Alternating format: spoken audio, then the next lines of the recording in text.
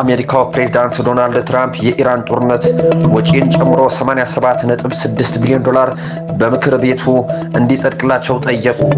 የአሜሪካው ፕሬዝዳንት ዶናልድ ትራምፕ በአብዛኛውን ከኢራን ጦርነት ጋር ለመያያዝ ወጪ የሚውል 87.6 ቢሊዮን ዶላር በምክር ቤት እንዲጸድቅላቸው ጠየቁ።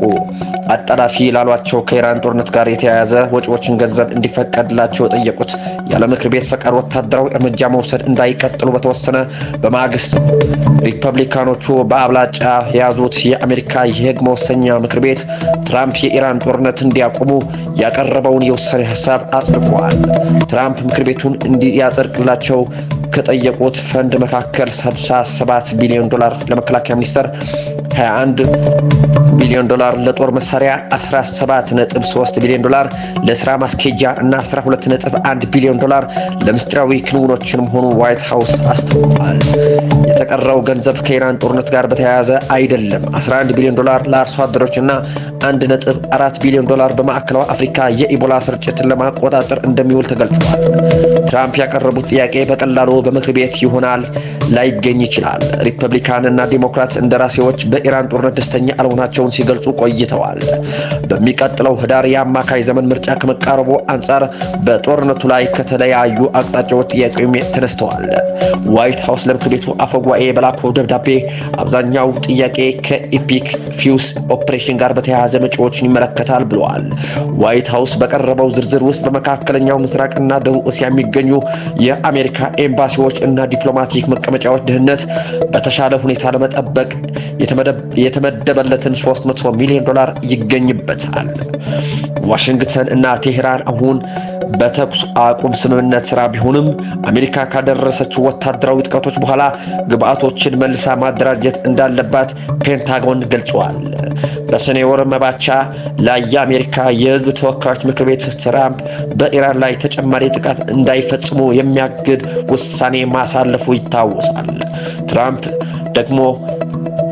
ትራምፕ የኢራንን ጦርነት እንዲያቆሙ እና ያለ ምክር ቤት ፈቃድ ወታደራዊ እርምጃ መውሰድ እንዳይቀጥሉ ተወስኗል። የምክር ቤቱ ውሳኔ ተምሳሌታዊ ሲሆን በሁለቱም ኮርሶችን ቢጸድቅም እንኳን ለትራምፕ ተልእኮ እንደ ህግ አይተገበርም። ትራምፕ ግን የውሳኔ ሀሳቡ በመጽደቁ ቁጣቸውን ገልጸዋል። ውሳኔም ከመተላለፉ አስቀድመው ጊዜያዊ ያልጠበቀ እና ትርጉም አልባ ሲሉም ተችተውታል። ውሳኔው የጸደቀው በአብላጫ ድምጽ ሲሆን 4 ሪፐብሊካኖች ጦርነቱን በመቃወም ዲሞክራቶቹን ተቀላቅለዋል። ትራምፕ 4ቱን ሪፐብሊካኖችን የከሰሩ በማለት አጣጥለዋል። 4 ሪፐብሊካኖቹ እና 2 ዲሞክራቶች በጦርነቱ መሸነፍ ነው የሚፈልጉት፣ ደደብ ናቸው ብለዋል ፕሬዝዳንቱ። ባለፈው ወር የፔንታጎን ኃላፊ ለምክር ቤቱ ባደረጉት ንግግር የጦርነቱ ወጪ ወደ 29 ቢሊዮን ዶላር ገደማ እንደሚደርስ ገልጸዋል። በሌላም ዜና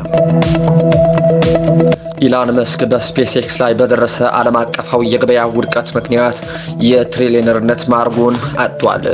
የቴክኖሎጂ ፈጣሪው ኢላን መስክ በኩባንያው በስፔስ ኤክስ የአክሲዮን ሽያጭ መጀመሪያው ዓለማችን ትሪሊየነር ከሆነ ከ2 ሳምንታት በኋላ ይህ ማዕረጉን ሊያጣ ችሏል።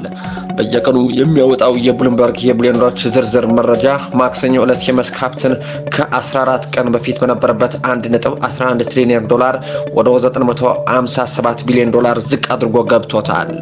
ሀብቱ ወደ ኋላ የተመለሰው የስፔስ ኤክስ እና የቴስላ አክሲዮን ድርሻ ሰፊ ውድቀት ካሳየ በኋላ የአክሲዮን ድርሻ መውረዱ በሰው ሰራሽ አስተውሎት ኤአይ ዘላቂ የሆነ ትርፍ ማግኘት ላይ እያደገ በመጣው ጥርጣሬ እየተገፋፋ ነው። ምንም እንኳን መስክ ሀብቱ ቢቀንስም አሁንም የዓለማችን አንደኛ ከበርቴ ነው። ሀብቱ በቅርብ የሚከተሉት ጥሎ ይሄድ ነው።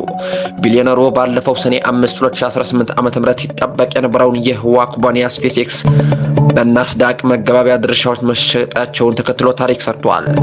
በመጀመሪያው የህዝብ የቀረበው የአንድ አክሲዮን ድርሻ $135 የነበረ ሽያጩ ሲከፈት ግን $150 ገብቷል።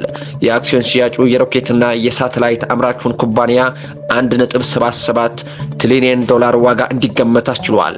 መስክ የስፔስ ኤክስን 42% ድርሻ ባለቤት በመሆኑ የአክሲዮን ሽያጭ $1 ትሪሊየን የወረቀት ሀብት ባለቤት አድርጎታል። ገበያ ላይ በወጣ በሳምንት የመዋዕለ ንዋይ አፍሳሾች ብርቱ ፍላጎት የስፔስ ኤክስን የአንድ አክሲዮን ድርሻ $225.64 ደርሷል። ይህ የመስክን ሀብት ወደ $1.32 ትሪሊዮን ሰቅሎታል። ይሁን እንጂ ገበያው ረጅም ጊዜ መቆየት አልቻለም። በመደበኛ ወጪዎች፣ የሰው ሰራሽ አስተውሎት፣ የመሰረተ ልማት ዋጋና የወለድ ምጣኔ ሰፊ የቴክኖሎጂ ሽያጭ ውድቀት አስከትሏል። በተለይም እንደ ናቪዲያ፣ ኢንቴል፣ ኢንኤዲ ያሉ የዓለማችን የቴክኖሎጂ ግዙፍ ኩባንያዎች ክፉኛ ጉዳት ደርሶባቸዋል።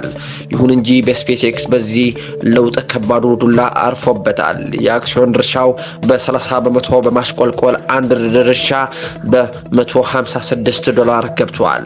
ሰኞ ብቻ በነበረው ገበያ በአንድ ቀን 16% በመቀነስ $204 ቢሊዮን የተገመተው የመስክ የግል ሀብት አጥቷል።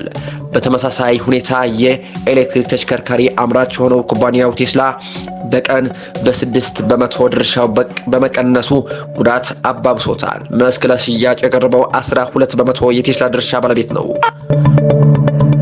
የመስክ የትሪሊየን ማዕርጉን በሀብት ክምችት ምክንያት በተለየ የተጋለጠ ነው። በተለመደው አካሄድ ቢሊዮነሮቹ የሀብት ምርጫዎቸው ሰፊ ሲሆን የመስክ ሀብት ግን ሁለቱ ኩባንያዎች ላይ የተንጠለጠለ ነው። 80% የሀብቱን ድርሻ በያዘው ስፔስ ኤክስ እና ቴስላ ላይ የተንጠለጠለ ነው።